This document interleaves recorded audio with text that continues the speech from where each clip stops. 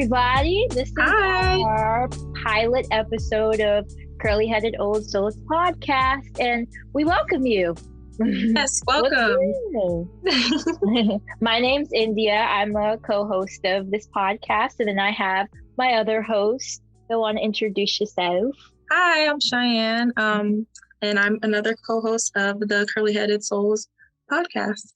We could actually share a little bit about ourselves. We just really wanted to put this episode out as a introduction to us, so you can get to know us and get to know what our podcast is about before we dive into any other topics, concepts in music. And we really just want you to build a relationship with you guys and have a trust before we actually start, expressing our opinions and just jumping right into things, So, we're just going to give you guys a little background on our music and how we were introduced to music, and, some really fun questions that we brought up and thought they would be great to discuss with you guys. And, it would be great if you guys discuss it with us in the comments below as well, because these are some fun questions. I think we did a pretty good job, myself, but Definitely did. We did a great job.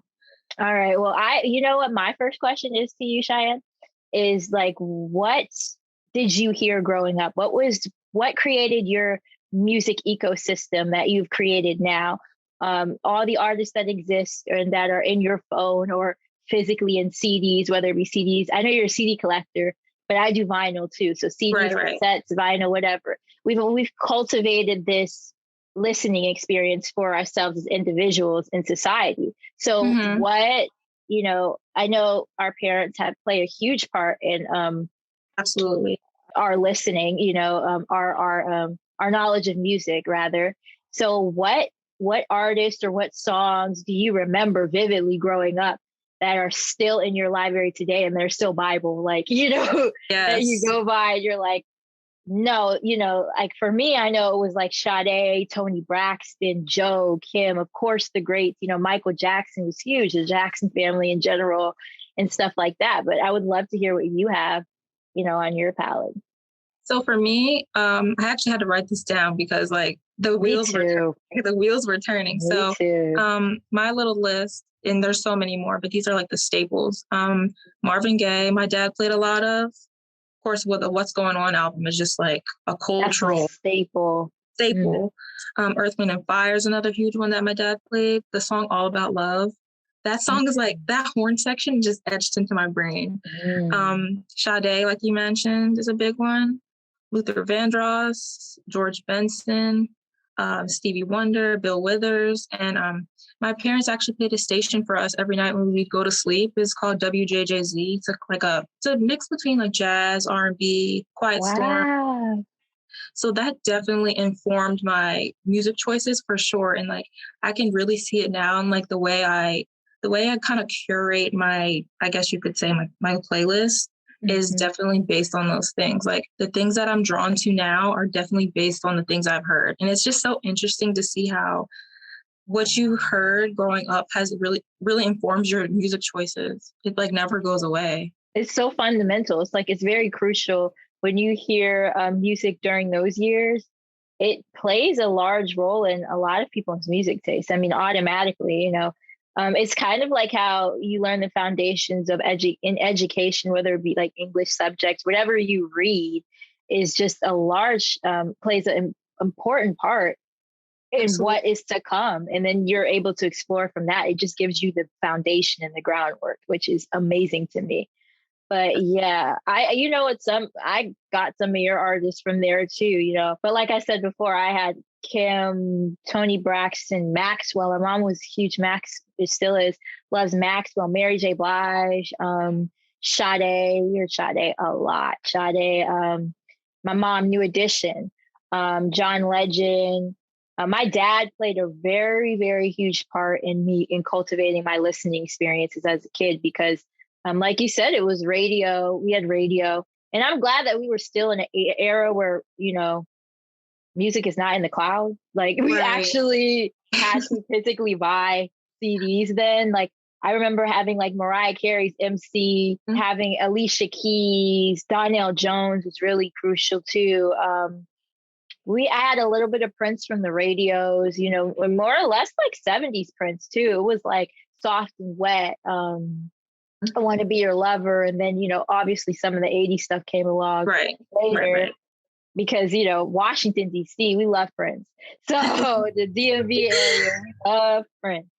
So we had, I had that, you know, as far as the hip hop side, my mom loved Jay-Z, still does. I keep saying it like in the past tense, but yeah, it still is, you know, I don't know why. But Q-Tip, you know, Vibrant Thing, you know, all these amazing people, Joe, I don't know if I've mentioned Joe before, but like all of those people, we were very, if anything, my father was very soul oriented. He loved jazz too. He would have these CDs where he would play jazz covers and jazz instrumentals. Yes. And, you know, while he was, you know, he would cook. He loves to cook. So he would cook and, you know, cook us meals and play these jazz songs. Or when he's cleaning, he's a clean freak like me. So that's where I get it from. But he would have like all of this amazing music, you know, around. So that kind of cultivated my experience. And then, you know, me going to school, like I was always with my dad. So there was always, you know, music playing with us. Who would always be jamming, like whether it be whatever, you know, playing Shake Your Body Down to the Ground, whatever, in the car. So it was, you know, that Kenny G. I forgot about Kenny G. There's this one song by Tony Braxton and Kenny G called and that Somebody Was You. The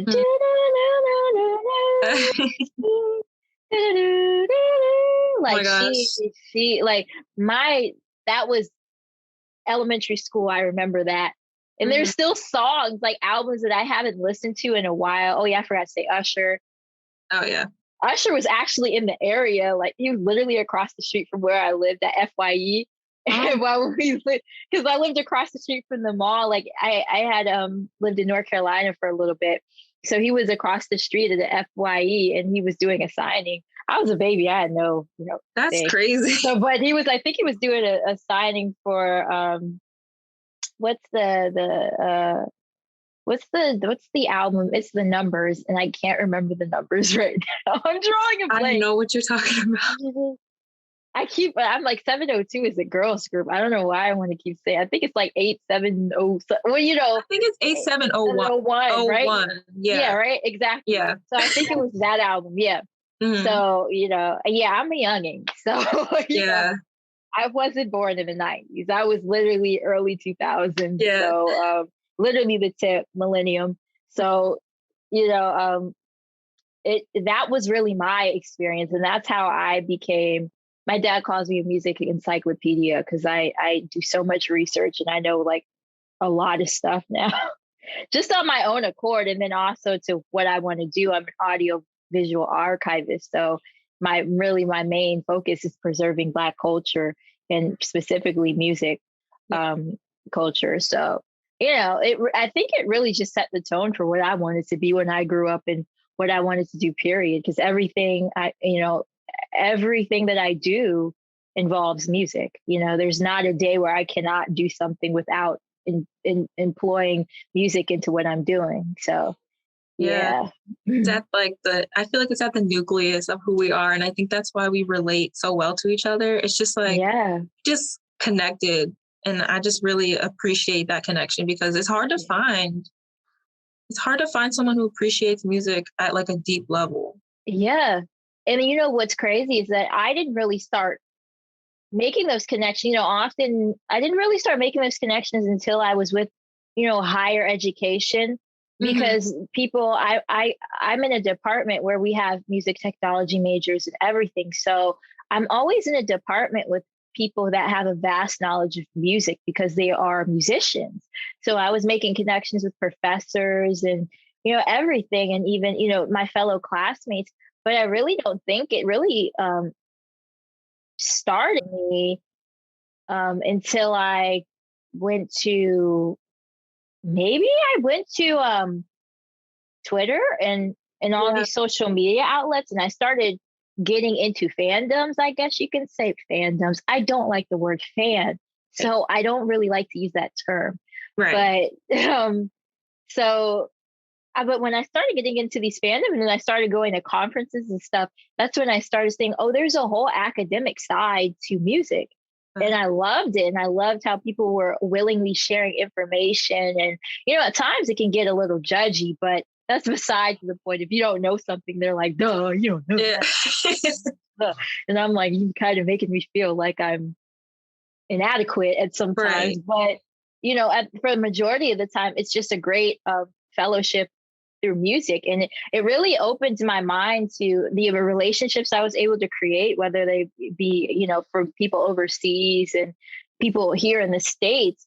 There's like this connection that music is like one accord. It is definitely a language. I classify music as a language because not only does it fit the qualifications of a language in a textbook sense, but also the emotional appeal and the actual, we have so many genres of music. So it's kind of like having dialects in a way. So, you could get very deep into that analogy and that's a good talk about exactly. That's probably a whole nother podcast episode. For sure. For sure. Let's take that note down. Yeah, but, write that down. But I'm just seeing how this is just one language and I'm able to analyze it in such a fashion. So it's just amazing, but that's besides the point. It's all connected though. It's all good. Yeah, really. It's really one web of energy. And it's just amazing to see that. And I was like, I've made so many friends online. Right. Me just too. off of loving an artist or loving work or loving a song or seeing it resonate with people, seeing that my inner thoughts are actually thoughts that people love or people are thinking as well. So it's so cool. I built so many friendships behind, my love. And I often felt like I was the only one because I would always be in my school, or even in my culture, like not necessarily in my school culture because it's very modern. So it's not a lot of people that love older music per se. So it's very, trap oriented. And I'm cool with a lot of that music. I'm like, that's great, but I know what's for me at the end of the day. So I would always be casted as, oh, she's the old soul man. She does everything. I'm like, I'm just like, I go to parties and I'm like, I can find music that I enjoy, but then after a certain point, I'm like, I'm just going to go over here and kick it and go have a drink over here because this is not party music for me. Right. So, it's funny that you mentioned that because I would go to the school dances. Like we have these school dances every Friday and I would not know any of the music. And you're like, I'd be like, and then like I would go on YouTube and I'd be like songs to know, like, cause like I'd be like, why don't I know anything? And I would feel like left out because like that just wasn't like I didn't start listening to music like on my own seriously until I was in like 6th or 7th grade. And that was when I found So it was like that really like is what started for me. Like that's when my personal music relationship with music started. So I kind of like a little bit of a late bloomer, I would say, when it comes to music. I really think, it's interesting. I don't really think a lot of people like you typically start your own music journey when you start gaining that little sense of independence, which is typically middle school. Middle school is usually that atmosphere where you start to cultivate into your own person. And that's when people are trying to figure themselves out.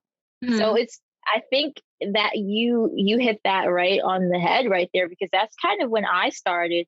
I love saying digging through the crates because that's what I would do. Like literally, I was like, okay, I know I don't like this music.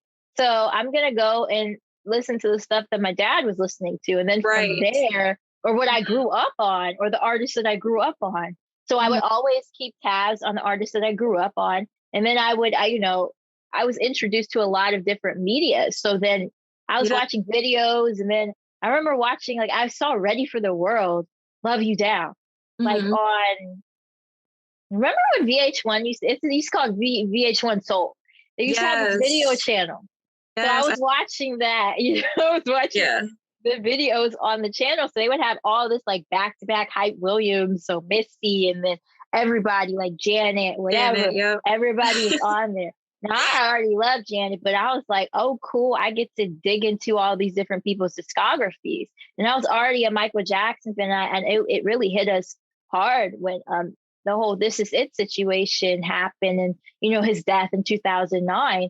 But it when This Is It came out, I developed, I used to listen to this album. So this was like the first 2000. This came out in 2008, the 25th anniversary of Thriller. This is the same exact copy that I used to have in my car with my dad that we used to play. 24, like I know this album from front to back. I never liked the remixes. I always loved. I was like, Fergie. The Will.i.am. I was like, I love Will.i.am stuff. I love, Shut Up is like my song. I love the Black Eyed Peas, Shut up, just shut up. I was thinking Whitney. Whitney, exactly. The Bobby, but I always think about being Bobby Brown with that. But I love that. I love that. But I was like, this was the actual first album that I loved, and that I remember like really, really gravitating to. I would always ask my dad to play this album. So, but yeah, I think I got off a little topic. That's off okay, topic a little bit. That kind of leads into our next question, which is, what was the first album you bought physically? Oh yeah, you go first. So mine, crazy that you mentioned Thriller 25. That was the album that started my CD collection. Wow. So I remember it was me and my mom and my brother. We went to Target, and this is when Target had their CDs and they had a wide CD selection. So I'm like, okay, let me see if they have any Michael, because like this is when I was getting into him, and I wanted his stuff because I didn't have. There was no I think Spotify was still around, but I didn't have like. Can you give us a year? What year was that? Like this was 13, 2011 or 2012. Oh, 12. Okay. Yeah, so I was like early in middle school during that time. So we went to Target, and I was like, let me see if they have any Michael. So they had Thriller 25, and I was like, oh, can I get this? And she let me get it because like she knew I was getting into Michael and everything. So yeah, that was my first CD, and it's still up there. It's my my very first one that started my entire collection. That was like almost 10 years ago. So yes, there it is. Can we talk about the back of this album? The holographic, like it's so holographic. So cool. My first album that I bought by myself. Now there's probably a few albums before this that my mom and my parents, obviously bought for me. Couldn't remember exactly what those, but I remember my first purchase for my own CD collection was Fan Mail by TLC. It was actually Fan Mail. I had started collecting CDs around 2012, 2013. Outside of my own little CD collection that I had as kids. And, you don't really take care of those. Those were like, right. Your little worst. I'm pretty sure. So I'm like, I don't even know if I still had those at that point because I had moved. So Fan Mail was my first CD. I had been on a TLC binge. So I really loved TLC, and I had really gravitated towards Left Eye growing up. So I just loved how unique she was, and I like related with her a lot, and personality wise, and I think I was like just fascinated with how they looked and how trendsetters. You probably see my Funko Pops up there. I got TLC Funko Pops, but I was a fan. Like I was a genuine fan of TLC, and they had came out with a biopic like maybe a year later, and I was like, oh. That was actually a really good biopic. That was like actually like the besides What's Love Got to Do with It, that was like the first biopic. Oh wait, no. See, I thought the 5 Heartbeats was a biopic, but it wasn't. But I thought it falls into that category though. Even though it's not like it's fictional, but it's based. I'm sure it's based on. It's based on. Yeah, it's based on the groups around that time period. Right. They did really good research, but yeah, that was like the first live biopic that I actually saw premiere and saw at during its premiere night. So but yeah, that was my first album. And then obviously I said this was the first this was the first CD I fell in love with, like, verbatim. So me and my sister used to do the PYT backgrounds. Like, he did. My dad. Iconic. But yeah, that was my album. And what's your favorite track off of Thriller? Since, like, what was the track that you listened to the most when you first purchased the CD? What was like your favorite track that you I would have to say Human Nature, because like, or The Lady of My Life. It's between those two. But those songs were just, those were one of the songs, like the two of the songs that I've heard on the station I mentioned earlier. So like, they were like already like in heavy rotation. Part of me. Yeah. Like those songs, like I can't remember a time in my life where I didn't know those songs. Right. It was just like, I don't know, to hear them now, it's just like, wow, I remember I only knew these songs. I don't know. I think like Thriller is like forever ingrained in the Black experience. Like you cannot. That video just terrified me. Yeah, I know. And looking back now, like it's not even scary. Like you remember like the making of it, the actual, what is it, the HBO series that they had, or was it on like VHS or whatever? And he was like, like he had a high pitched scream, and I was like, in the video, he's like, I know. And I'm like, this is not what he's like. I'm like, that is not what I was expecting. Right. Oh my god. When I watched the whole making, you're like, if you read a script or something, it kind of just ruins the whole movie for you. I'm like that. The making kind of just ruined. Like as a kid, you were like, "Oh my god, Michael Jackson turned into a werewolf." I know. What? Stripped it down too much. Yes. So when I was seeing the making of it, and now it's cool. But when I was a kid, I was probably like, "It's giving away all the cool." But I was like, "It's giving away all the." I was like, "You mean to tell me that special effects?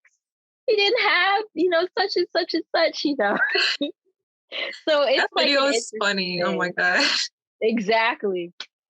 So, but yeah, and that actually does a great segue into our next question, which was like, what album did you digest fully, like for the first time? What was the album that you were like, whoa, you actually sat down and listened to it in a full setting?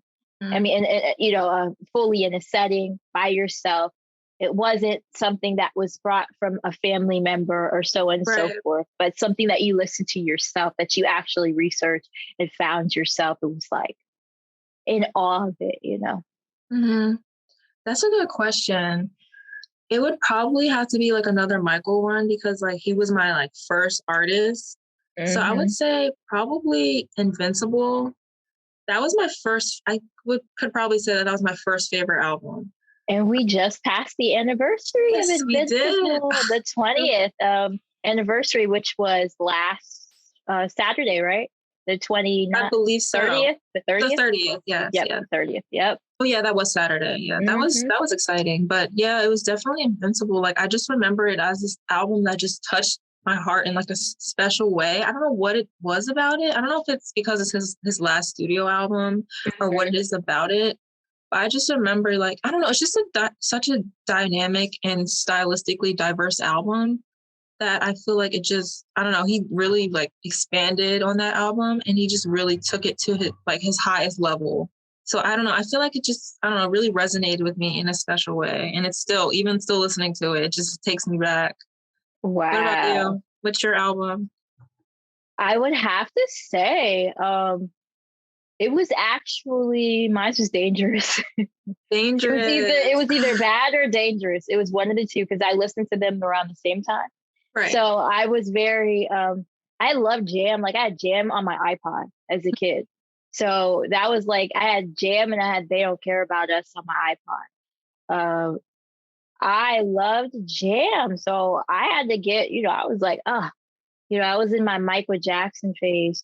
So after that, I kind of went to an Aaliyah phase. So it was literally Michael Jackson and Aaliyah. Then I went on and just started blah, blah, blah. But that was my first album that I actually sat down and digested in school. And I was so mind blown by Teddy Riley's production that, and then I was like, wait, Michael's doing New Jack Swing. Oh my gosh, I know. You know, I loved Jam. I always thought it was a departure from whatever, like from Thriller and stuff. It was interesting. So, but that was like the first album that I sat that down and digested. Like, I was totally floored by it. I was like, wow, whoa. I was like, oh my gosh, the production, it was just hitting my ears. I was like, oh. Yes. It's my mind was in spaghetti scrambles. I was like, my jaw just dropped. I was like, and then when I heard, because we heard, like, Remember the Time was on the radio constantly. Yeah, of course. And then but when I heard In the Closet, I was like, when I saw the video, I was like, oh my gosh, that video. Like, Naomi. I used to like that video, and it was a You Are Not Alone video. I was like, I don't think I should be watching this. That was me. I don't think I should be. I remember vividly, like, when they were playing his videos, when he had passed, God rest the dead, when he had passed, they were playing his videos back to back. So I was at my great grandmother's house, and you know how you just chilling on like the bottom floor with your cousins or whatever. Mm-hmm. And we were sitting there, we were watching it. We were like, ooh. We were like, I don't think we should be. I was like, Michael Jackson is like almost taken. Like, are we supposed to be watching? I'm sitting here, I'm cozy. I'm like, maybe I should walk outside. I felt so uncomfortable with my cousins. We were just looking at each other like my male, because they was like, no, let's turn this. We want to watch the wrestling. So we ended up turning the wrestling after that, but we were like, it was literally on. Ooh. That is so funny. Oh my gosh. Videos used to be like a whole different thing. I'm saying the experience that, Michael Jackson's like the king of short films. So revolutionized the whole short film. What I'm saying? Mm-hmm. Exactly. So I enjoyed it. I loved watching it. And that was like the first time I saw the full version of Bad too, was in that setting. Mm-hmm. Mm-hmm. I had no idea Daryl's story, and that's my introduction to it. That's interesting, because I had a friend when I was like in third grade, and her name is Dana, and she actually introduced me to Michael, and I was like 8, so that's kind of weird. And then like I came back to him on my own later, but my first time seeing the Bad full version was when I was like 8 or 9, and I actually watched the Thriller video with her too. It's crazy, because like, I don't know, it's just, that was like my first introduction into like Michael as a whole, because like I knew the hits, but like that was like an early deep dive, and I was so young now that I think about it. Like, I was a baby. Did you have Michael Jackson's experience when it came out? I did, and that's actually what started my own experience, my own journey with Michael. That's what started it for me. My uncle knew I was in this like Michael Jackson thing, so he knew I loved Michael, and so when it was released, he bought it for me, and I was like already a Just Dance queen. Like, yes, you weren't topping. You know what my song was for Just Dance? It was acceptable in the 80s, and I had a perfect score. I used to hit all of those moves, and nobody could top me, and they would try to beat me, and they could never. And not anyone in my family member, my friends, they could never beat me. Gosh. I had a top tier score. I had the crown thing or whatever. That is too funny. I was top tier. They couldn't beat me. You were the queen. No, and then so when I was doing Michael Jackson experience, I started getting introduced to like the deeper cuts. So that's when I started learning about Streetwalker, and then Money. And then, Money is like my jam today. That song Ghost. Ghost is the best song on MJ The Experience. You can't tell me otherwise. Exactly. That's the best song in the game. He said that. Oh yeah. You do that knock, and I was like, you gotta get down. You know when you gotta get down on the floor and do that whole. Yeah. That's my favorite part. Like, cock your legs and everything. Yes. I used to love that. That used to be like my favorite thing to do. And then me and my sister used to do In the Closet. So that's where we were like, yeah, it was always like, it was Michael for sure. Growing up. For sure. And now, since we're talking about Michael, he's probably in our list. I know he's in my list of favorite artists. You want to explain why Michael is your favorite artist, since we're on the topic of Michael? We might as well. Michael Might as well now, dive in. so we could move on for Michael. Yes, there's so much to say, but as far as like my music journey, he's like the first everything for me. Like I started listening to him and then like opened my mind up, kind of opened my heart up to music, because like I always like heard my parents' music, of course, but I always say my personal relationship with music began with Michael, and it actually came from that game, which is so crazy because like I was hearing songs that I've never heard before, and I'm like, I like him, like I want to know more about him. So it started with the music, like in the way he like revolutionized music in the way he did. And then like apart from the music, like I started watching his interviews and things like that. And I'm like, he seems like a really like good person. Like, and I love his personality. I just love the type of person he is. And I'm speaking about him in the present, of course. But I don't know, he's just an all around amazing artist and person. And I really appreciate the mark he made on music. Right. Well, I mean, he's here. His music is very alive. So it's definitely appropriate to speak in the presence in that, And I mean, I think that bridge, when you actually start connecting to the artist, when you want to know more about them as an individual, they tell you so much in the music that you're like, well, I actually want to hear them speak. And that's when I start researching artists. Like when I research, I do my research, especially when I find out they were around my stomping grounds, or I would ask my parents stories, like especially with rap artists, because my parents grew up tri-state area. So a lot of the artists, like, the Biggies, the Tupac, whatever, they would frequent those clubs that they would go to, the Tunnel, and, all these amazing clubs. Like my dad was at the Source Awards. Like the night that Suge said all that stuff, he was there and he saw people. That's crazy. Yeah, he was there. So it was, I'm getting stories from them. And then, there's so many stories, but you have to understand, like to them, that was nothing because they were always around. They weren't the legends that they were, now 20, 30 years later, so everybody was there. Everybody frequent that area in New York. They were, they were just there. You saw them. Like, you would see Puffy in the airport when you're going to the Howard Homecoming. You would see, you would just see them. And, they had all these conferences back then as well. Like if you're talking about, How Can I Be Down? And then the Jack the Rapper convention in Atlanta or whatever. You had all of these opportunities to meet these artists. So it wasn't like it was, weird. And, it's not like it is now where you're like, oh, if I run into SZA, it's like, oh my God, it's like, oh, but they were there. Like they were just kicking it because they were normal people and they treated them as such because they were like, they were like, I like your record, whatever. But, and then, I had family members in the industry at one point. So I could get stories from people. But, it's just interesting when we go into that dive and then you start connecting dots. I love when dots start connecting, especially when I'm looking at artists and I'm like, oh, they had a friendship.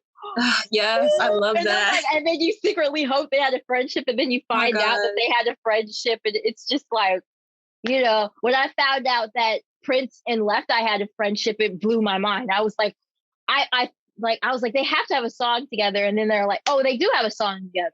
Oh, I was like, it can't get any better than this, or things like that. And I just love when those connections happen. But anyway, continue. I just wanted to say that because the research part is so essential to loving your artist. That's when you start, It was just Michael was just such a pioneer, and just the way, like, I forget which deposition it was. I think it might have been the 1993 one. Somebody was suing him for something. They thought he was stealing his song or something like that. Was that the one when he had his tooth? It was he had the mouth thing. I felt so bad for him, but I watched. Him. It's like 3 hours or something, but I watched the entire thing. And I recently watched that last year, actually. Yeah, I think I rewatched it last year too. He breaks down his creative process.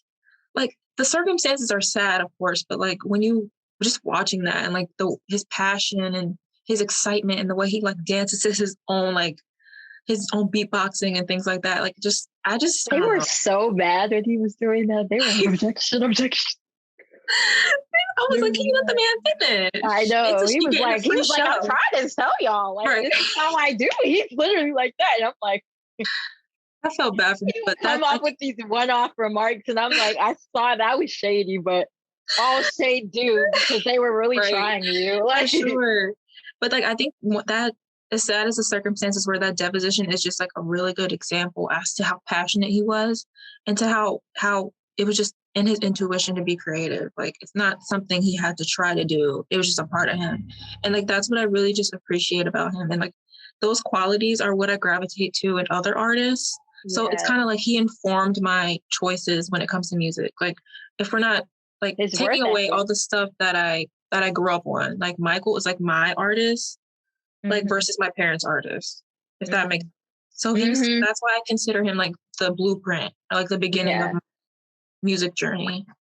And that's so cool because not a lot of people will say that. But I think a lot of people from our generation are pretty solid in Michael having a huge influence on who they are, because Michael transcends all generations. He's very much like that, and he's that figure that he marks a period. And I was like, I can't imagine an era without Michael. Like, even kids today, younger kids still gravitate towards Michael. So it's going to be interesting to see like how my kids and your kids and even their kids, my grandkids or whatever, still keep his legacy alive. He's very much like him, Tupac, Biggie, it's a standard people, Aaliyah, like these legendary figures that have staples in fashion and Black culture in general. It's just going to be interesting to see how it all unfolds, and when we get further into our lives, and when we get into our 50s and 60s, and I'm like, I'm probably still going to be saying like, I used to listen to the Whispers, and I used to listen. It's funny because that's old for us. I'm not going to be. I'm still going to be like, well. I used to listen to her. You don't know nothing about that. You don't know nothing about that her. But it's gonna be me big. So you don't know nothing about that Janet Jackson. Right. You don't know nothing about that Michael Jackson. You do not know nothing about that Baby Be Mine. They will. You over there singing around. They're gonna have to though. Yeah. I think with musicians or whatever you want to do, even if you just want to have a basic foundation of music, you have to study the greats. So people that we qualify as legends in their own right, even our legends that are not even getting as much light, I hope they get the attention that they deserve. Like my kids are going to definitely have Prince in their lives because I'm a huge Prince admirer. So Prince has to be in their life, because it's in my life. So I'm going to make sure that they understand how much of an amazing master virtuoso he was, an amazing musician. His musicianship, his quality of musicianship is top tier. So, but that actually goes into one of my favorite artists. Well, we just go back and forth. So he's Michael Jackson. Michael Jackson's on my list too. I love Michael's work ethic, his contributions visually, whether it be through Scream, the Stranger in Moscow, which is amazing CGI. Like that's my favorite song ever. That's my favorite Michael song. I am a film major. I still use Michael as a reference for a lot of my works because they were so advanced for their time. That's what I'm just wanting. And I use Prince because Prince movies like Under the Cherry Moon, black and white films being done in the 80s were not a thing. Music videos are something that I still go back to. And Michael Jackson has definitely cultivated that experience for me. And it has a huge role in how I tell a story in cinema and narratively. So he definitely has a huge role in that, as well as Prince. But that's besides the point. But Michael, yes, quality of music. Love Quincy Jones and his collaboration. That was an amazing match. But I love him and Teddy a little bit more. I'm sorry. I do. I think he made some really great work. And I will always be partial to 90s decades people. I will always show the later decades of Michael love. The amount of unreleased music he has. I mean, I still don't understand how Got the Hots was not on Thriller. I don't understand it. I don't understand how that can be its own episode. I don't understand how I'm saying I don't understand how Serious Effect was not on Dangerous with LL Cool J, because that song is legendary. Shout outs to LL Cool J, who just got inducted along with Jay-Z in the Rock and Roll Hall of Fame. You guys are amazing. We love you. Salute to our legends. Sidebar. Next artist. We're gonna have to go with the sister, Janet Jackson. Yes, Janet is amazing. Oh, I love that. That's so cute. I made this myself too. That's nice. Ooh, that would sell. I'm trying to see if it would sell. Hey, you guys want to know? It would. Do you, Janet, Jimmy, and Terry? It's in the style of the Janet album. That's amazing. So, say something in the comments if you want me to say. No, for real though. People will want that. I will, Jan fam. I will. But Janet, birthday twin. We have the same birthday. That's so cool. Oh my god. Both born on May 16th. So she is my Taurus Gemini cusp sister. So if you're into zodiac signs, I'm not that much, but I know that much. But Janet, master entertainer, just like her brother. She's literally played an important. She's the first mega artist I saw live for what? Wow. State of the World 2017 was the first tour. November, I remember, Baltimore Royal Farms Arena. I'll never forget. She waved high. I was up top because girl, the tickets was expensive, sister. So I was up. I was way up top. Listen, you were in the room. That's all that matters. You were in the room. And she saw, because a lot of people were sitting up there because it was like, what are we standing about? But I stood the whole time. I had the Kiri earring girl. I had jeans. I had the black jeans. I was very like Rhythm Nation giving, right? So she gets to the top of the stage. She gets the edge, and she, is like wobble and kiss, whatever. I have the video. I could insert the video. Good, insert the video. But insert the video.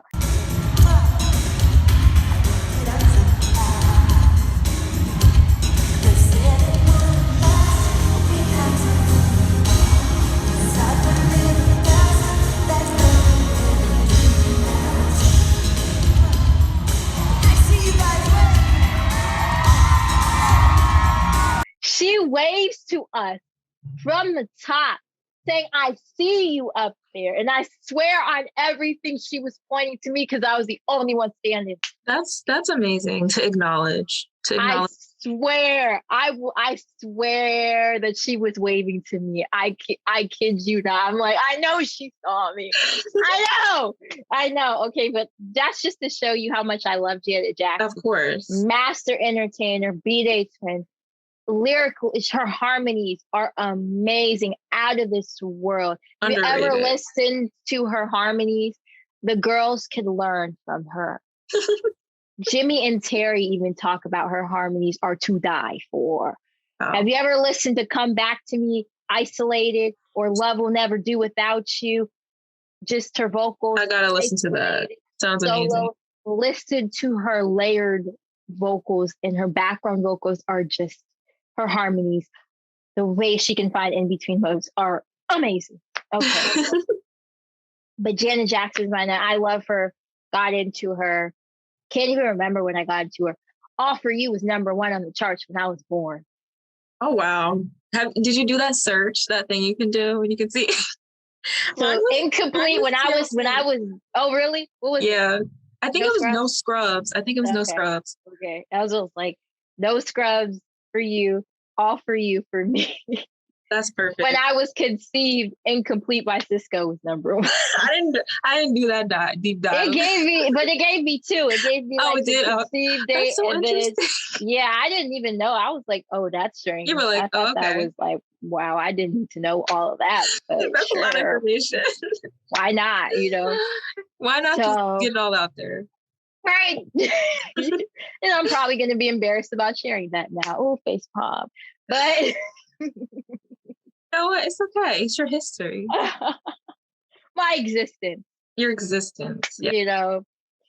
So, but yeah, Janet Jackson, I love her. Janet, if you're listening, I love you. Yeah, probably not, but I love you. Never know. Okay, but that's my that was definitely my next artist. You go first because I'm saving the best for last. So Michael was first, and then Babyface was second for me. And the way I found him is just weird. Like, okay, so it's kind of the first like 4 or 5 artists that I got into are like all linked, which is weird. So I got into Michael, and then I started listening to Jermaine and Randy. So Jermaine has a song on his album called You Said featuring Babyface. So I was like, oh, I like his voice. Let me listen to him, which is so weird because like he's like a mega R&B king. So like I should have started with him. But anyway. I'm saying, but Jermaine doesn't get enough credit. He has not. He does. He really does. I love Jermaine. He doesn't get enough appreciation, which I understand the reason why. But anyways, that's another podcast. What do they say? Jermaine supremacy. Yeah. I don't even know what that means. Let me erase that. Got into I'll Treat You Right on Jermaine's album. And I started listening to Tender Lover. I got into all his stuff. I got into all of Babyface's stuff.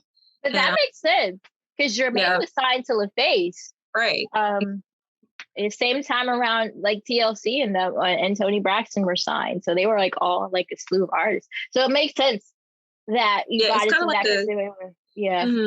That's their production. Yeah, exactly. So yeah, Babyface was next. And then Babyface is just amazing. Like I love his writing style. I don't know. He's one of those artists, like he's like a comfort artist for me. Like the way he writes and the way his production is set up, it's like it just like warms my heart. Like, and that's usually what gravitates me to artists is like how do they make me feel? Like how does my heart feel when I listen to their music? Yeah, like, that's like a emotion, right? Like it pulls like certain emotions out of me. I don't know. So Babyface is my second favorite, I would say, in my list. Good. It's not an order. That's what I was gonna say. In no particular order. Right. Like right. I'm just saving the best for last for me. But it's in no particular order. Like I love everybody equally. Of course. But okay.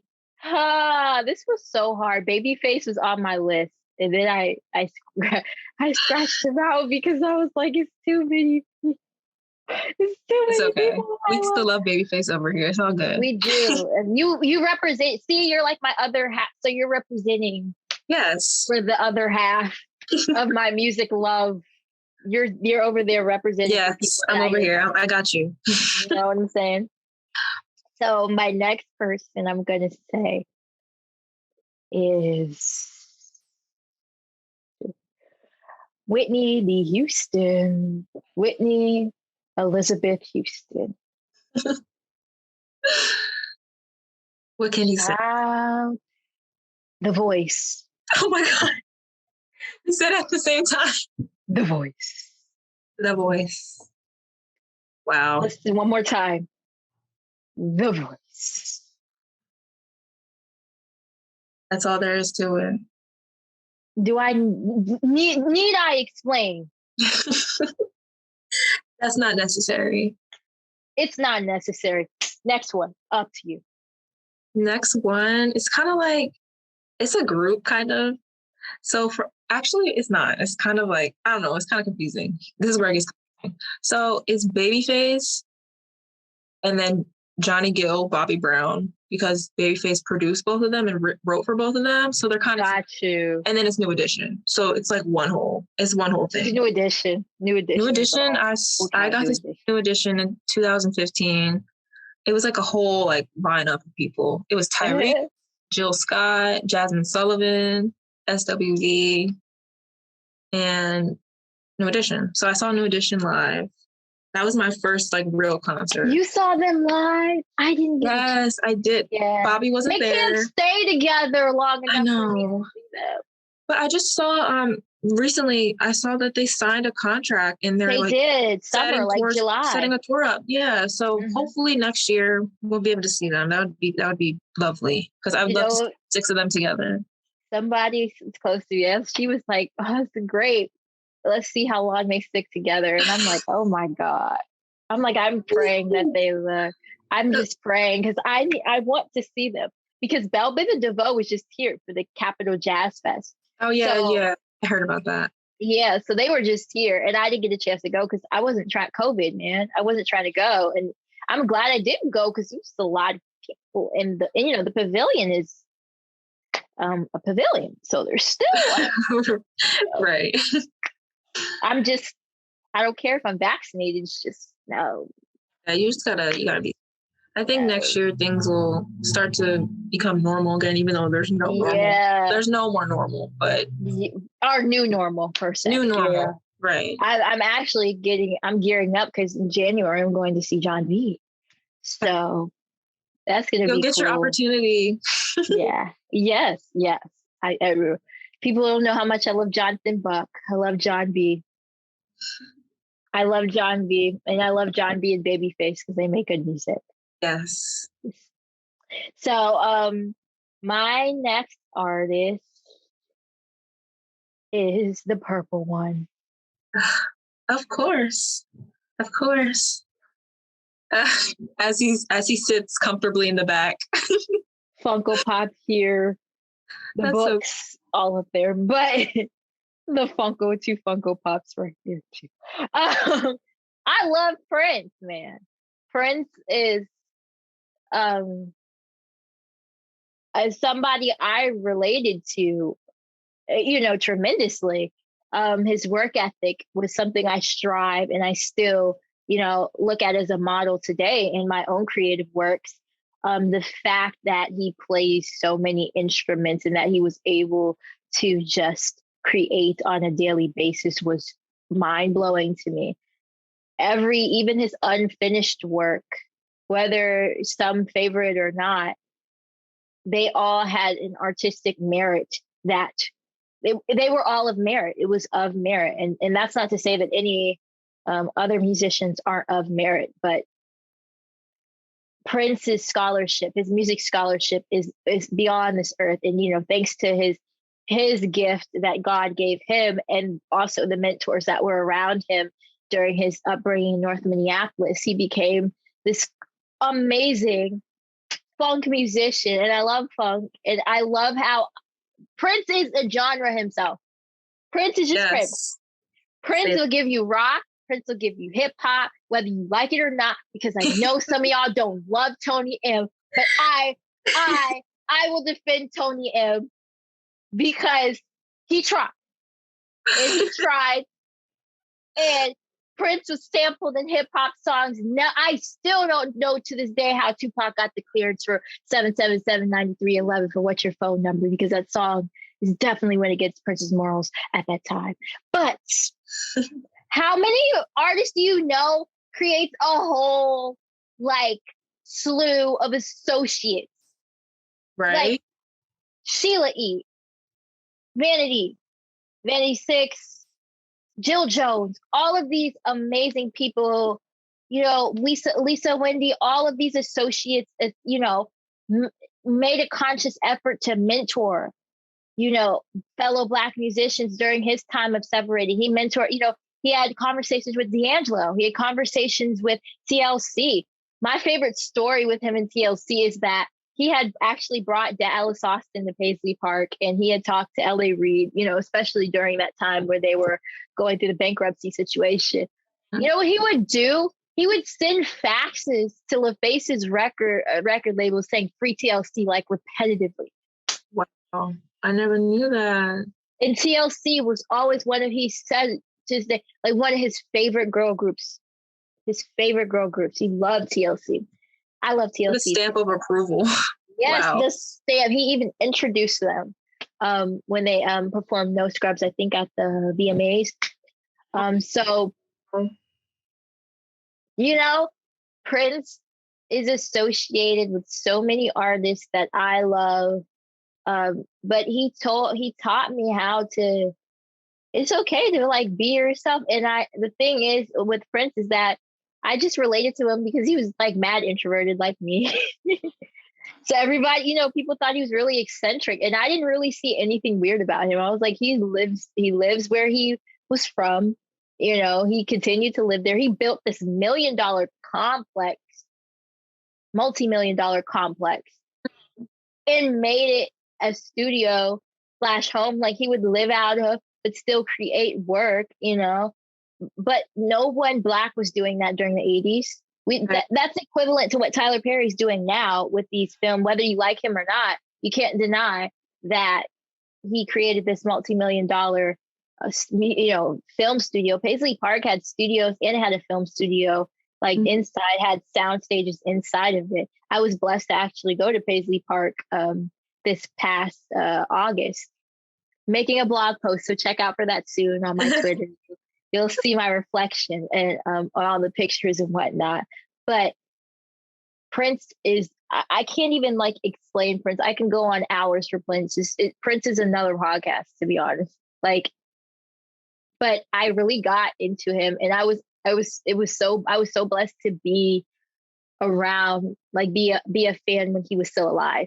So I was there when he was tweeting, and he would delete tweets and tweet and, tweet some funny stuff. The way he would retweet stuff was crazy. Like he didn't like he just like retweet and then put his response in all caps under the response under the tweet.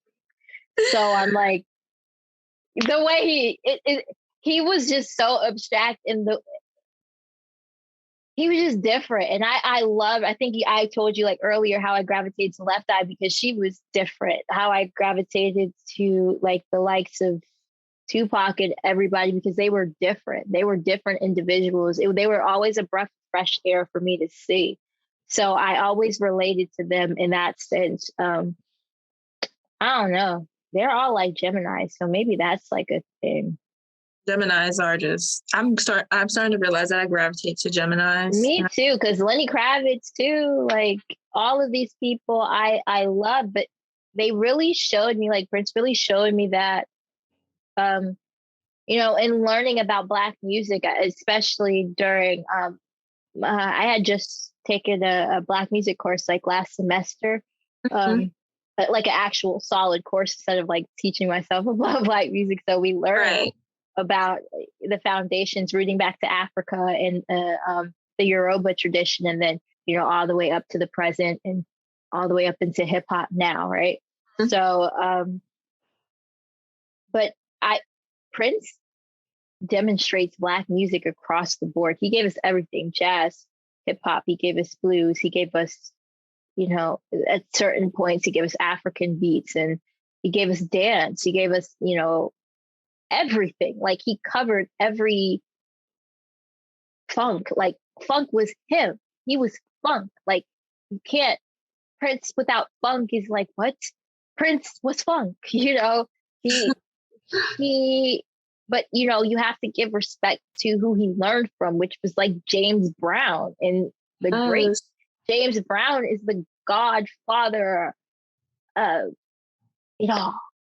Yeah.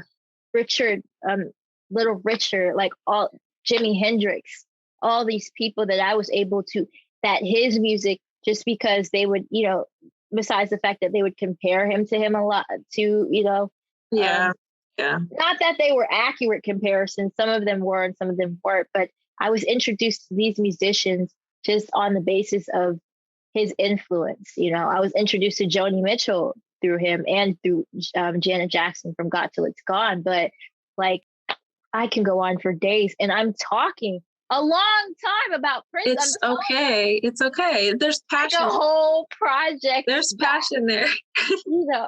Like, and I've been researching Prince for years. That's, and I love it. And I love being in the Purple community. Shout out to you guys. Y'all are awesome. Love my Purple fam. Love you guys. So yeah, and I think his estate does a pretty decent job at keeping his legacy alive. And it's exciting to see like younger Prince fans, or Prince admirers. I don't like the word fan. Let me stop saying that. But that's the common use of the word is, but admirers and Prince lovers, it's just amazing to see. And it was amazing to experience his releases while he was here on Earth and to be able to buy his actual songs, his actual albums, and, coolness, and seeing him so special make deals with Jay-Z and Tidal and stuff. He had playlists too. It was a great time. It was a great time. And yeah, it's just, yeah, he's like Michael Jackson. Him and Michael Jackson are like everything, Yeah. Everything. So interesting that you say that, because it's like there's like the school of Michael and there's the school of Prince, and then sometimes they like intertwine. You get like people that they're do always both. The influences. They're the influence. What do they say? Get you a girl that can do both. Right. Being a Michael Jackson, like I'm Jan fam, I'm a Moonwalker, and I am Purple fam. Yes. I do it all. And I'm a hip hop head. And I'm a hip hop head, so you do it all. A certified Tupac scholar over here. So next on my list is Maxwell. Maxwell's just, can we just take congratulations, Maxwell. Yes, Maxwell, congrats on your Legend Award will be coming. You. So where do I even start? So Maxwell is just like, I'm just captivated by him. Like, he's just so true to himself. He's so unapologetic. And like, you can just hear it all over his music. And he's just so, I don't know. It's so hard to put into words, but he's just a fantastic artist. I love how he has still maintained his mystique over all these years. I love how he's humble. He lives his life. Like, he still lives in Brooklyn. Like, I don't know. There's so that is so dope to me. Right. Like, he's just still like a person. Like, there's people who like obviously all of our favorite artists and just artists in general are people. Yeah. But from like the way I look at Maxwell, he's a person who just happens to create music, and it's amazing music. And he just feels so real to me. Like, I look at him and Lenny that way. Yeah. Me too. They go hand in hand in that way for me.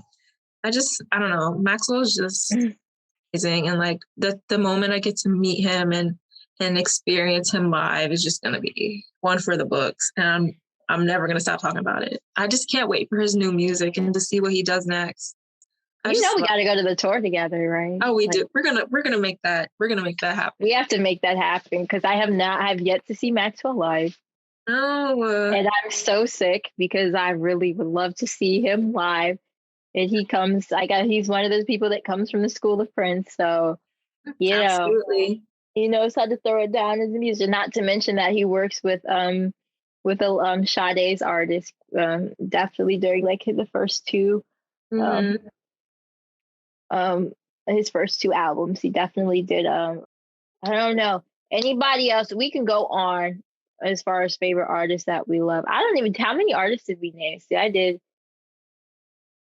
Okay. So I'll do a group. Oh, okay. I think I'll do a group. So my last like top tier I have to say is I'll throw in a hip hop one, because I didn't put anybody for hip hop there. I love Tribe Called Quest. Really? I do. They're definitely in my top because of the production wise. I love Q-Tip. I'm a huge like Q-Tip admirer. I think he's awesome. I listen to like Abstract Radio faithfully. I love them as a collective, the Native Tongues as a collective in general. That was some quintessential hip hop for me, but I can listen to their albums top to bottom. The experimentation that they do, whether it be through album cover art and production wise and lyrical content. There's always something for you in that, and I love that. I thought I was gonna. Tupac is on my list, of course, but content wise, but I have to say, like, the Native Tongues as a collective is definitely on my list because that's Queen Latifah, Moni Love, Jungle Brothers. That gives me everything from house. I'm a huge house fan. I love house music. I keep saying fan, and I don't like that word, and I don't know why I'm saying fan on It's this just podcast. the thing to say. It's Exactly. like a go-to word. But I never say it, and I'm saying it on this podcast. Oh my God. That's what's killing me. I'm trying to understand why I'm saying this word. Fan. Oh my God. But I think I'm just trying to generalize it for people to understand. I have to do a separate list for hip hop, to be honest, so I can't. The lines just disregard that. It's okay. But Tribe is definitely. I had to put somebody hip hop on my list. So Tribe. How many more artists do you have? Do you have a lot? We can keep going. I mean, I have a few more. We're gonna cut it off. Okay. We're gonna cut it off because we can't keep going. We have to do like a show where we actually do like a top 20 or a top 10 or something. Yeah. So we can list, because my list, I had listed out like maybe I listed a lot of people that I was like putting reasons why next to it. Then I was like, okay. Oh my God. I couldn't choose. I would scratch out. Well, okay, so you're 6, and you said Michael Jackson. You have New Edition by Babyface. So New Edition, Maxwell. And then I have Eric, Lenny, and D'Angelo. Those are the last 3. Eric Benet. Mm-hmm. Ooh. Kravitz, and then D'Angelo. They all kind of go together. Maxwell, Neo Soul, like. Eric, that brings us into our next question. Yes. So our next question is, what genres do you enjoy and listen to the most, and why? Want to go first? Take it away, Cheyenne. Take it away, since you made that graceful transition. Take it away. So, I don't know. Neo Soul, which kind of goes with R&B in my head, but R&B, jazz fusion, smooth jazz, soul, it's kind of all like an umbrella. I'm just recently getting into rock with Lenny a little bit, but he's everything. He's every genre. So I know he's like funk. He's funk. He's R&B. He's soul, country. So I'm still expanding. For years I've been very much into R&B. So I still have to expand as far as genres are concerned. But it's all one big thing to me. So it's not like I'm against any particular genre, but I do want to do a lot more expanding. I enjoy listening to R&B and hip hop in all of their subgenres. That's how I just do it. There you go. Because subgenres, a whole nother podcast episode. Subgenres, I just use the main genres. So anything within those main genres, I consider that covered. I understand the human need for organization, but man, I was like, whatever feels good to the soul is soul music. But there's always obviously that need for categorization, not to the extent that the Grammys does it, like contemporary R&B and stuff like that. You don't need to do all that, but they do, because I see they're trying to give somewhat equal opportunity, even though they're not. But I just say that I enjoy hip hop and hip hop because it's the culture, R&B, soul, R&B/soul is culture. So everything under R&B, rhythm and blues is like funk, disco, well, those like different. I love funk too. So it's rhythm, hip hop, funk. I always put funk and disco together because they're very similar in nature. I always think they're sisters of each other. So, the only difference is with disco, it's 4 on the floor. So, yeah. So all of that comes off of all of that, like house music, I consider a derivative of those two, like of just all of that, So, all of the genres I pretty much like to listen to are like literally subgenres. So I enjoy everything. Like I really do. So there's so many branches of it. But Right. my core listening. I do dabble in rock. I'm like I love Nirvana and I love Guns N' Roses and Grateful Dead. All of those amazing, um, awesome classic bands. But I'm like I love Kate Bush and all those people. So like, Right. but I'm like all over the place. I'm such a Yeah. mumble. Like I'm a mix. So But it that's good. depends on the day. Yeah, it really does. There's pocket listenings for me, but majority of my listening definitely I divide my time between hip hop and R&B for sure. I do love jazz too, but that's like a pocket as well, jazz. And Right. I have I slap on my John Coltrane Pride of Bit, and I love Miles Davis to death. I love Miles Davis. So I was over the moon when they had a Sirius XM channel for him. Was it earlier this year? Earlier this year, in the first half of this year, they had a Sirius XM channel for him and Jimi Hendrix, and I lost my mind. I lost it. Yeah.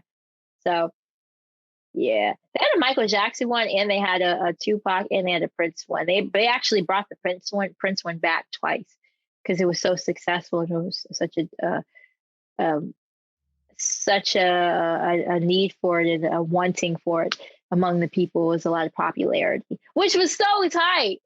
So yeah, I just wish they would shuffle it up a little bit more because it seemed like it was overbearing on the 80s stuff. Just a little bit.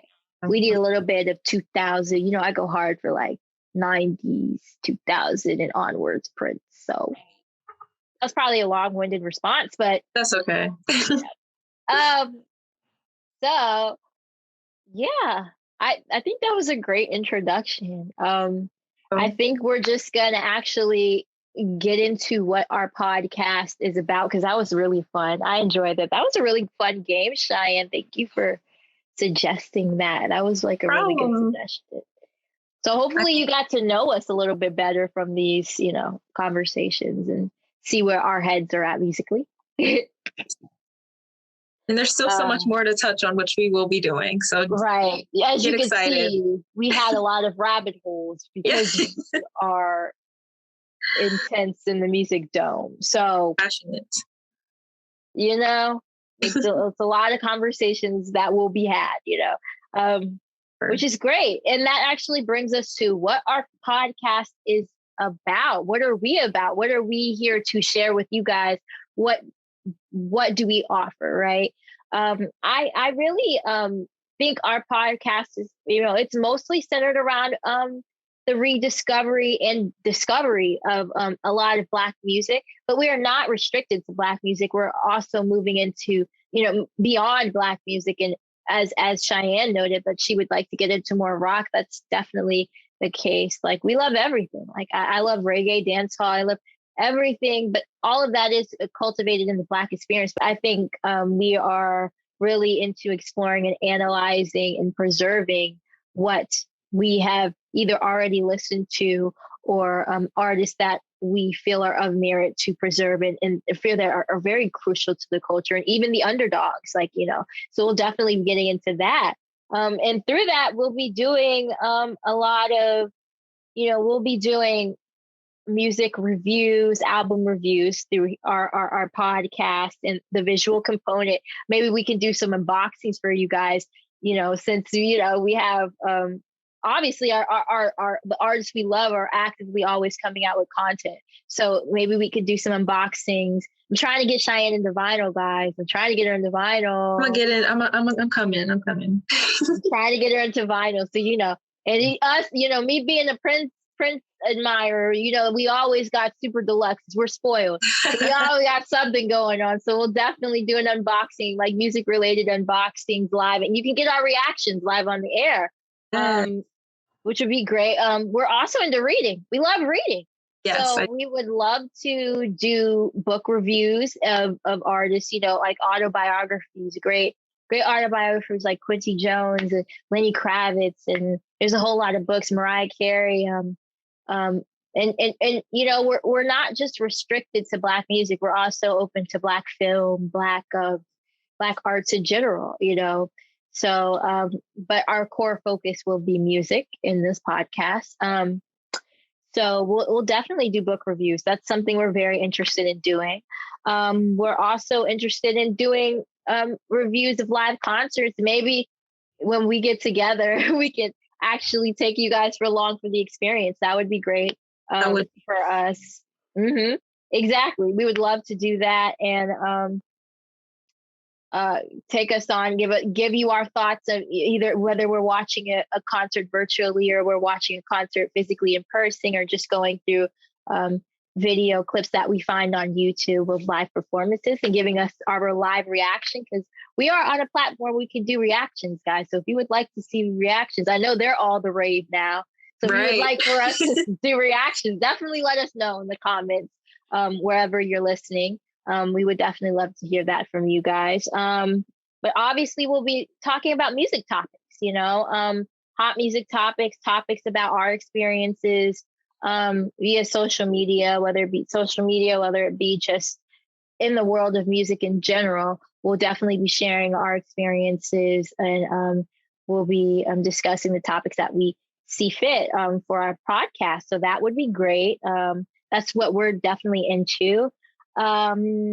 Obviously, Cheyenne, I know you can attest to this too. Getting into more music, newer artists, we are always actively looking for music to listen to. So we always want to be able to share that with you all and see what we're digging and see what you guys are digging, so you can hit us to some new talent, because we're always looking for that. We're actively looking for people that will really exercise our ears as active music lovers. That's definitely what music is about for us, So we would love to get into that, of course, cementing our opinions, at least our generation's opinions, at least a slither, because not everybody thinks the same. Everybody is their own individual, but at least from our perspective, we can give you a concise analysis and give you some research behind some of the albums and kind of preserve this album for future, generations to come, to see like, oh, these were their thoughts during, this time during 2021 about such and such album from that was, 30 years, released 30 or 40 or 50 years from the date, so we are not restricted at all. This podcast is about covering a lot of ground, and we hope to do that in an amazing fashion, and hopefully a great fashion or in a great method that is, how should I put this? In a great method that is, digestible to you all. So we're learning, we're working. This is actually our first podcast together, so we're excited to start this journey with you all. And that's all that I have to share. Cheyenne, would you like to add more on to that? I just want to say that I'm really looking forward to this journey. And India, I'm very grateful that you chose me as your co-host. I don't know. I just never thought I'd do something like this. So I'm just really grateful for the opportunity, because, you can type on Twitter. And of course, I love doing that and sharing my thoughts, but there's nothing like speaking your thoughts and letting your mind. So I'm just really grateful, and I'm excited for this new journey. And we're open to feedback as well and suggestions. So you can always hit us up on our social media. And that leads us into our outro. Yes, we made it. Curly-headed Old Souls podcast. Yes. Long title. Yes. But you just talk. We have our abbreviation, so you could call us by abbreviation as well. But thank you all for tuning in. Thank you for listening, because I know podcasts could go for a very long time and it's hard to keep everybody's attention. So we definitely hope that we engaged, you all, and that we were at least had interesting dialogue and dynamic dialogue that, maybe triggered something in your mind today. And what we like to do at the end of our podcast, before we say peace to you guys and get on with our day, we would like to, talk about the song that we've been listening, or the song or album that we've been listening to for the past week. That's kind of just been our song of the week or album of the week, or both if you would like to share. But so I'm going to start with me.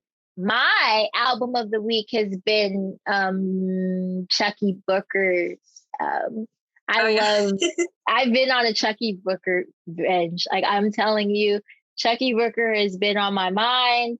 I had listened to, shout outs to the Janet Jackson pod. I was actually listening to their recent episode, and I went back and I realized they did an episode with Chucky Booker, and I had been on an R&B like Quiet Storm binge.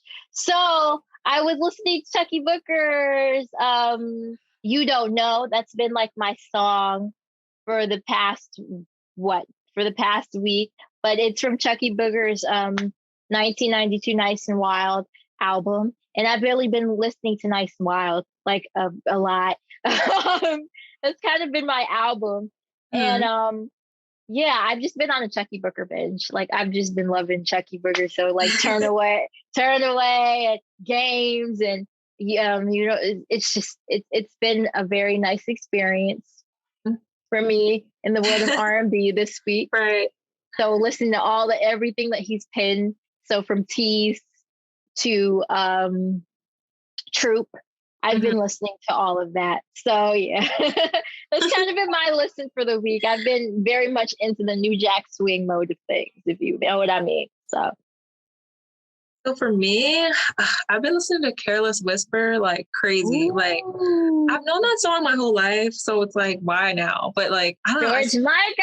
George Michael is just incredible. So I've rest in peace to him as well. Yes, rest in peace. So I've been listening to that song on repeat, and like not the single version, the studio version. It's just it's not even that big of a difference, but like to hear the song in its entirety, it's just like. I always listen to the album version. Right. Like I always do. Right. I like that better. Intro. Yeah. It's just a nice intro before you get into the saxophone part. It's like a nice, like it gets you ready. And as far as albums, I've been listening to everything. Like, I've been listening to Street Fairy. I listened to Cree Summers. I listen to all of Lenny's albums every week, but I've been listening to Baptism, Raise Vibration, a lot, just everything. Nothing in particular, but my song has been Careless Whisper on repeat. I'm just like, I need to hear that again. That's great. Every time. I love that song. It's so good. George Michael is another legend. Yes. That concludes our segment for the week. And thank you guys for joining us on our first podcast. We have an audio component that will be available on SoundCloud and also YouTube, but we also have a visual component that we will post on YouTube as well, which you are seeing us. Yes. So this is our great, this is our first episode, and we think we did pretty well considering it's our first episode. We kept the conversation going for about 2 hours. So right. We've got a lot of, right. So, but yes, give us a follow us on social medias. You will see our link tree in the description box below. You'll see all of our @, and they will pop across the screen right here. You will see that. You can follow me individually on Twitter at Planet India M. India spelled like the country, and planet spelled the same, and then just M. You can follow me on Instagram at India Soulful Haze. And then you can also follow our parent company, Soulful Haze, which is my own brand. And yes, and then Cheyenne, please provide your information so people could follow you and show some love to you, because Miss Black Botanist over there has got a lot of things in store for us. She's our archive department. Yes. So you guys follow me at Bops and Blackness, the letter N, on Instagram and Twitter. And I just post a whole bunch of music and post my thoughts and everything. So you guys can follow me there and check me out. She's good with the clips, y'all. She's great with the images. She's got you. I'm saying she's the archive page. You're going to love it. It's so much content rich for you. So definitely give it a follow. And we're active on social media. So definitely interact with us, and we would love to hear your thoughts. And And then obviously follow all of our subscribe, like, click that notification bell if you're viewing on YouTube. Sure. Support us. Just support us. We're just two sisters trying to get our make our way in this podcast industry. So we would just love if you showed all the support that you can. Share this with a friend. And we can't wait to get back to you guys in our next episode. And our next episode is going to be great. We have a lot lined up for you guys. We'll be discussing the state of R&B, and you don't want to miss our next episode. I'm telling you, we're going to pull some receipts for the next episode. It's going to be some feathers. It's going to be some healthy discourse for our music lovers. So, stay in tune, stay in touch, and we will definitely be back next week. Thank you for joining us. Much. All right. Bye, guys. Peace. Bye. Like Prince says, peace and be wise.